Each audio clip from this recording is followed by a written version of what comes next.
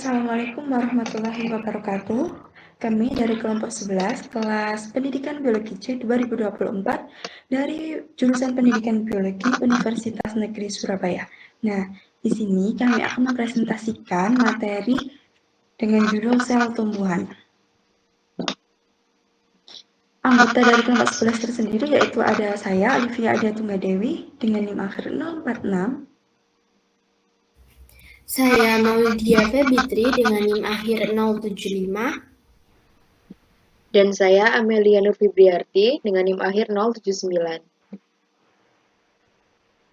Nah, selanjutnya yaitu ada sel eukariot. Sel eukariot adalah sel yang memiliki inti sejati yang dibungkus membran inti. Nah, sel ini itu memiliki sistem endomembran yang kompleks, meliputi retikulum endoplasma, badan Golgi, lisosom, dan juga organel lainnya. Adapun fungsi utama sistem tersebut yaitu untuk melokalisir reaksi-reaksi spesifik, memperluas permukaan metabolisme, serta menjadi tempat berlangsungnya reaksi enzimatik. Dengan adanya kompartementasi, setiap organel itu dapat bekerja sesuai perannya tanpa saling mengganggu. Nah, di sini ada gambar sel hewan dan juga sel tumbuhan. Sebelah kiri ada sel hewannya. Strukturnya yaitu ada membran sel, nukleus, sitoplasma, nukleolus, badan Golgi, mitokondria, vakuola, lisosom, dan juga retikulum endoplasma. Nah, yang selanjutnya yaitu ada sel tumbuhan. Strukturnya yaitu terdiri dari dinding sel, membran sel, kloroplas, nukleolus, retikulum endoplasma, nukleus, mitokondria, vakuola, dan juga badan Golgi. Nah, selanjutnya ada tabel perbedaan sel hewan dan juga sel tumbuhan. Perbedaan yang pertama ada dinding selnya. Sel hewan itu tidak memiliki dinding sel, sedangkan sel tumbuhan itu memiliki dinding sel yang terbuat dari selulosa. Perbedaan yang kedua pada kloroplas, sel hewan itu tidak memiliki kloroplas, sedangkan sel tumbuhan itu memiliki kloroplas yang berperan dalam fotosintesis. Perbedaan selanjutnya yaitu pada vakuola. Pada sel hewan itu memiliki vakuola kecil atau tidak ada, sedangkan pada sel tumbuhan itu memiliki vakuola besar yang berfungsi untuk menyimpan air, nutrisi, dan juga limbah. Perbedaan selanjutnya itu pada bentuk selnya. Pada sel hewan sendiri itu lebih bervariasi, sedangkan pada sel tumbuhan itu cenderung sama karena dinding sel itu yang kaku. Perbedaan selanjutnya itu pada lisosomnya. Pada sel hewan itu memiliki lisosom, sedangkan pada sel tumbuhan itu tidak ada. Fungsi pencernaannya itu dilakukan oleh vakuola. Perbedaan selanjutnya itu pada organel sentral. Pada sel hewan itu nukleus terletak di pusat sel, sedangkan pada sel tumbuhan nukleus itu terletak di tepi sel. Perbedaan selanjutnya yaitu pada retikulum endoplasma. Pada sel hewan itu memiliki retikulum endoplasma halus dan juga kasar. Sedangkan pada sel tumbuhan, retikulum endoplasma halus itu lebih banyak daripada retikulum endoplasma kasar. Tabel perbedaan yang terakhir yaitu pada mitokondrianya. Pada sel hewan itu mitokondria cenderung lebih kecil, sedangkan pada sel tumbuhan mitokondria itu cenderung lebih besar. Selanjutnya sitoplasma. Berikut adalah gambar sitoplasma. Nah, di dalam sitoplasma itu ada berbagai aktivitas metabolisme sel berlangsung, seperti sintesis protein, respirasi, maupun penyimpanan cadangan energi. Aktivitas metabolisme ini itu tidak hanya menghasilkan energi dan zat yang dibutuhkan sel, tetapi juga menghasilkan produk lain yang bersifat non-hidup. Produk non-hidup inilah yang kita sebut sebagai zat ergastik. Zat ergastik itu terbentuk sebagai hasil sampingan metabolisme yang kemudian disimpan di dalam sitoplasma, vakuola, atau bahkan pada dinding sel. Walaupun bukan bagian hidup dari sel, zat ergastik itu memiliki fungsi penting seperti cadangan makanan, perlindungan, dan juga adaptasi. Selanjutnya ada pengertian zat ergastik yang merupakan materi non-hidup yang dihasilkan oleh sel tumbuhan sebagai hasil dari aktivitas metabolisme. Zat ergastik berupa produk sampingan dari proses seluler yang disimpan di dalam sel. Zat-zat ini bisa berupa cadangan makanan, produk limbah, ataupun mineral. Nah, berikut adalah beberapa contoh jenis zat ergastik. Ada karbohidrat cadangan, protein atau butiran aleluron, lemak dan minyak, dan juga kristal. Selanjutnya akan dijelaskan oleh Feby. Silakan. Baik, selanjutnya saya akan menjelaskan mengenai beberapa jenis dari zat ergastik. Yang pertama yaitu karbohidrat cadangan yang terdiri dari butiran pati atau biasa disebut dengan starch grain, merupakan cadangan makanan dan dibagi menjadi 3 jenis berdasarkan strukturnya yaitu butiran pati tunggal atau simple starch grain, butiran pati majemuk atau compound starch grain, dan butiran pati setengah majemuk atau half compound starch grain. Yang kedua ada inulin. Inulin merupakan karbohidrat cadangan yang ditemukan di beberapa jenis tumbuhan seperti dahlia dan juga sikori. Inulin berbentuk kipas dan berwarna kuning. Ini merujuk pada bentuk kristal inulin saat diamati di bawah mikroskop. Selanjutnya yaitu lemak dan juga minyak atau fats and fatty oils, merupakan cadangan energi lain yang disimpan dalam bentuk tetesan minyak atau oil droplet di dalam sel.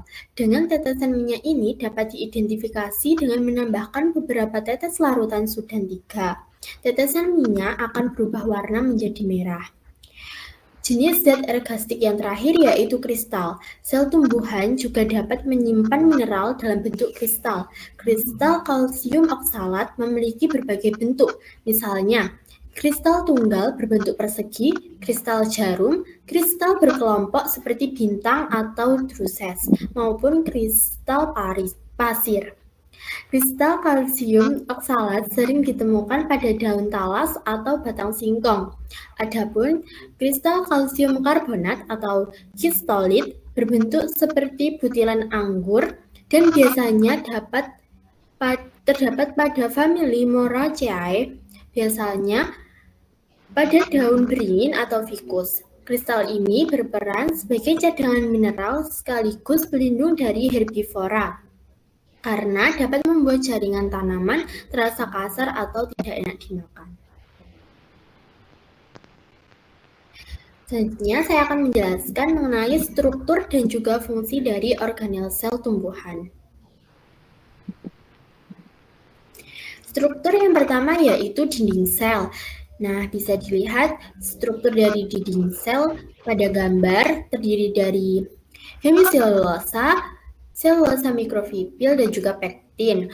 Nah, dinding sel merupakan lapisan terluar yang menyelubungi membran plasma. Berbeda dengan sel hewan yang hanya dilindungi oleh membran plasma, sel tumbuhan memiliki dinding sel yang kuat, kaku, namun tetap lentur. Dinding sel tersusun oleh mikrofibul selulosa sebagai kerangka utama, hemiselulosa sebagai perangkat antara mikrofibul, dan juga yang terakhir ada pektin yang berfungsi sebagai matriks gel yang mengisi ruang dan juga melekatkan sel.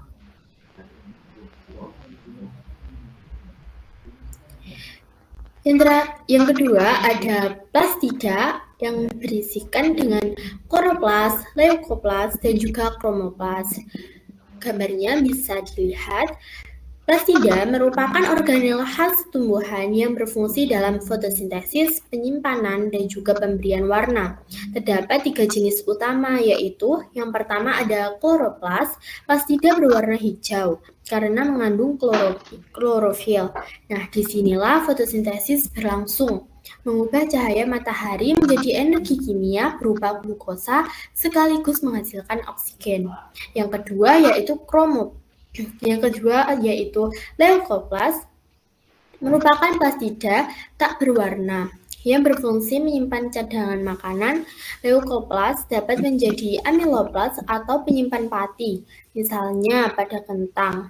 Elaioplas sebagai penyimpan minyak, misalnya pada kelapa, dan juga proteoplas sebagai penyimpan protein, misalnya pada biji kacang. Yang terakhir yaitu kromoplas. Plastida berpigmen selain hijau, misalnya berwarna kuning, orange, ataupun merah.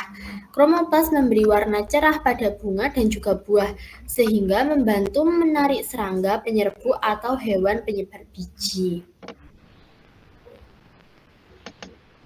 Selanjutnya ada vakuola. Vakuola merupakan organel sel berupa rongga besar berisi cairan, dibatasi oleh membran tonoplas.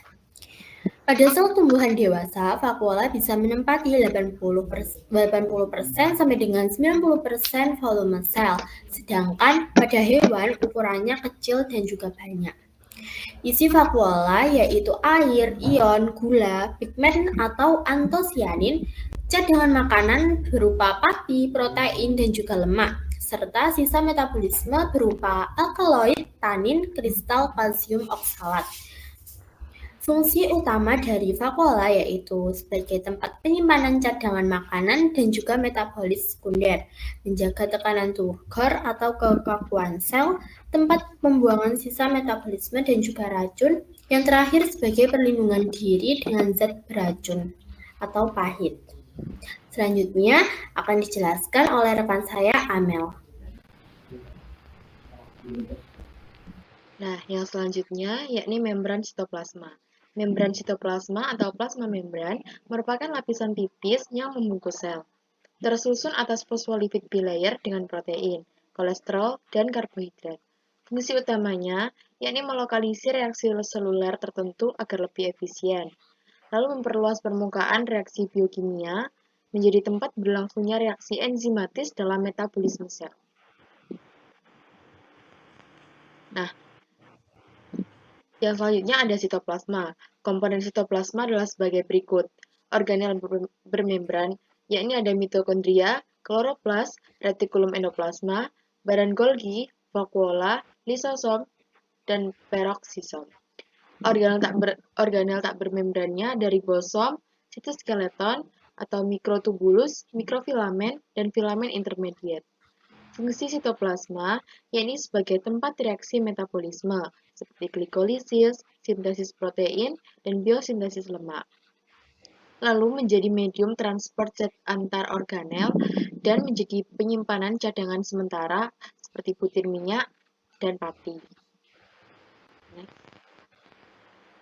Nah, selanjutnya ada pembelahan pada sel tumbuhan. Pembelahan sel tumbuhan yakni ada karyokinesis dan sitokinesis. Pada karyokinesis sendiri, untuk fase pertama yakni ada profase, lalu ada metafase, anafase, dan telofase. Lalu ada sitokinesis, yakni ketika vesikel membentuk blood cell, lalu pada dinding sel induk dan menghasilkan dinding sel tumbuhan baru. Next. Nah, untuk pembelahan sel tumbuhan, pada karyokinesis atau pembelahan inti sel merupakan tahap awal pembelahan, yaitu pembagian inti sel beserta kromosom di dalamnya. Tujuannya agar informasi genetik terbagi sama rata ke sel anak. Hasil karyokinesis yaitu satu inti sel induk menghasilkan dua inti anak identik. Tahapan karyokinesis pada mitosis sel tumbuhan seperti pada gambar tadi, yakni ada profase, metafase, anafase, dan telofase. Lanjut. Pada sitokinesis atau pembelahan sitoplasma merupakan tahap akhir dari pembelahan sel tumbuhan, yaitu pembagian sitoplasma, organel, dan membran plasma, sehingga benar-benar terbentuk dua sel anak yang terpisah. Hasil sitokinesis yaitu dua sel anak yang lengkap, masing-masing dengan inti, sitoplasma, dan dinding selnya sendiri. Pada sel tumbuhan, sitokinesis memiliki ciri khusus, karena adanya dinding sel yang kaku. Sel tumbuhan tidak bisa membelah dengan cara menjepit seperti pada sel hewan. Sitokinesis berlangsung dengan membentuk struktur yang disebut fragmoplas di bidang tengah sel. Dari fragmoplas ini kemudian terbentuk lempeng sel atau sel plate, yaitu lapisan baru yang memisahkan kedua inti anak. Lempeng sel ini akhirnya berkembang menjadi dinding sel baru yang menghubungkan dinding sel lama di kanan dan di bagian kiri.